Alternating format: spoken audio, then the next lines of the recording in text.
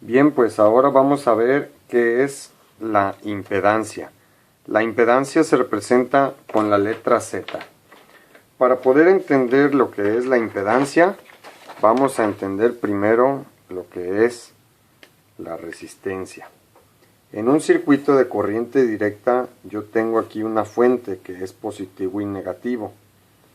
Esta fuente se le conecta una resistencia. Entonces aquí tenemos un voltaje en corriente directa y tenemos una resistencia. Esta resistencia va a provocar una corriente.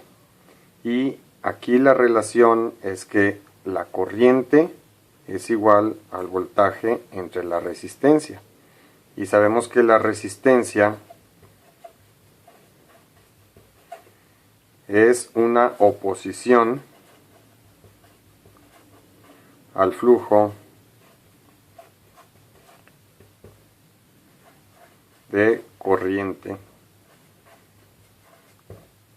La resistencia es una oposición al flujo de la corriente eléctrica. ¿Sí? Bien, pues entonces vamos a entender, hay que tomar en cuenta que esto es en corriente directa. Bueno, vamos a entender ahora qué sucede en corriente alterna. En corriente alterna nosotros tenemos un circuito donde tenemos un voltaje que es de corriente alterna, que va a haber una corriente que es de corriente alterna, y aquí vamos a tener una impedancia. Entonces, la impedancia es una oposición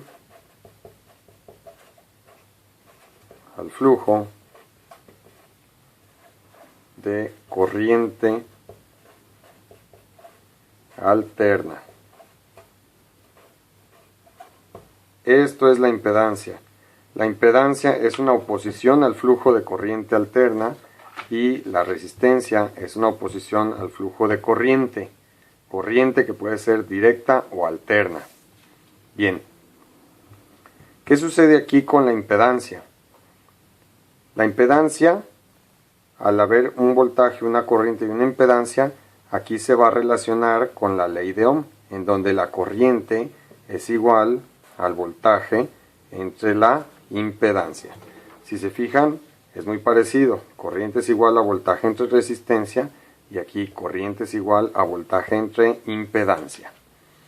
En la corriente alterna se llama impedancia a la oposición al flujo de corriente. Sin embargo, tenemos un detalle. Cuando nosotros tenemos una impedancia, aquí adentro de esta impedancia, pues podemos tener un elemento resistivo, es decir, que es una resistencia solamente.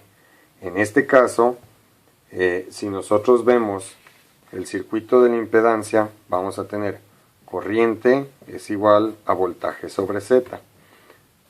Como la impedancia es igual a la resistencia más la reactancia, esta es la definición de impedancia. Lo vamos a ver en el siguiente video, en el que la impedancia es una resistencia compleja.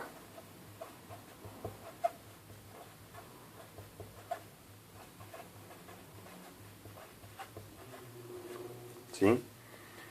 Como aquí no tenemos reactancia, esto se hace cero. Entonces tenemos que la impedancia es igual a la resistencia. Y por lo tanto, la corriente es igual a voltaje entre resistencia. Y de esta manera, en corriente alterna, si nuestra impedancia se conforma solamente de elementos resistivos, entonces nos da lo mismo que en el trato de corriente directa.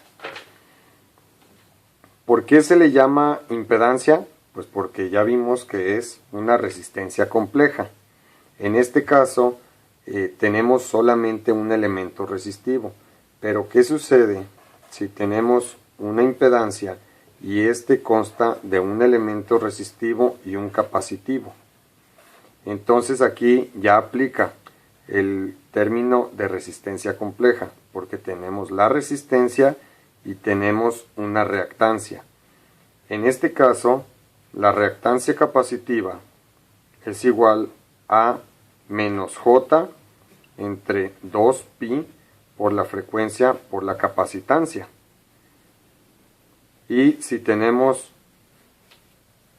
una resistencia con un elemento inductivo, entonces tenemos una resistencia y una reactancia inductiva. Normalmente se le pone X sub L y X sub C. Entonces la reactancia inductiva va a ser igual a más J por 2pi por la frecuencia por la inductancia. Bien, en el siguiente video vamos a